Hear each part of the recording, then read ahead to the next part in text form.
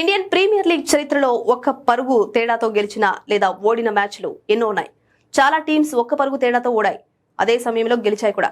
అయితే ఢిల్లీ క్యాపిటల్స్ జట్టుకు మాత్రం ఈ ఒక్క పరుగు శాపంగా మారిందని చెప్పాలి. అత్యంత స్వల్ప తేడాతో ఓటములు చవి చూడడంలో ఢిల్లీ ముందంజలో ఉంది. ఒక్క పరుగు తేడాతో ఓడిన మ్యాచ్లలో ఢిల్లీ ఓ చెత్త రికార్డును నమోదు చేసింది. ఇప్పటి వరకు ఐపీఎల్లో మరే జట్టు కూడా ఇన్నిసార్లు ఒక్క రన్ తేడాతో ఓడిపోలేదు.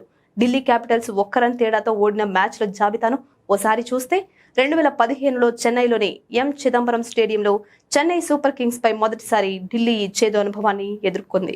అయితే ఢిల్లీ క్యాపిటల్స్ ఒక్క రన్ తేడాతో ఓడిన మ్యాచ్ల జాబితాను ఓసారి చూస్తే 2015లో చెన్నైలోని ఎం చిదంబరం స్టేడియంలో చెన్నై సూపర్ కింగ్స్ పై మొదటిసారి ఢిల్లీ ఈ చేదు అనుభవాన్ని ఎదుర్కొంది.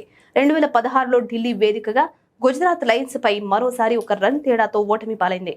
2021లో అహ్మదాబాద్ లో రాయల్ ఛాలెంజర్స్ బెంగళూరుతో జరిగిన మ్యాచ్ లో కూడా ఒక్క పరుగు తేడాతో ఓటమిని ఖాతాలో వేసుకుంది.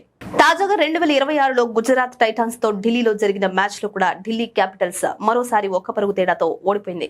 ఈ మ్యాచ్ మరింత ఉత్కంఠభరితంగా సాగగా చివరి బంతి వరకు విజయం ఎవరిని వరిస్తుందో తెలియని పరిస్థితి నెలకొంది. కానీ చివరికి ఢిల్లీకి మరోసారి నిరాశ ఎదురైంది. ఈ గణాంకాలు చూస్తే ఢిల్లీ జట్టులో మ్యాచ్ ముగించే సామర్థ్యం లోపిస్తున్నట్లు స్పష్టంగా కనిపిస్తుంది. ముఖ్యంగా చివరి ఓవర్లలో ఒత్తిడిని తట్టుకోలేకపోవడం, చిన్న చిన్న పొరపాట్లతో భారీ మూల్యం తప్పడం లేదు. మొత్తానికి ఐపీఎల్లో అత్యధికంగా ఒక్క రన్ తేడాతో ఓడిన జట్టుగా ఢిల్లీ క్యాపిటల్స్ చెత్త రికార్డును ఖాతాలో వేసుకుంది.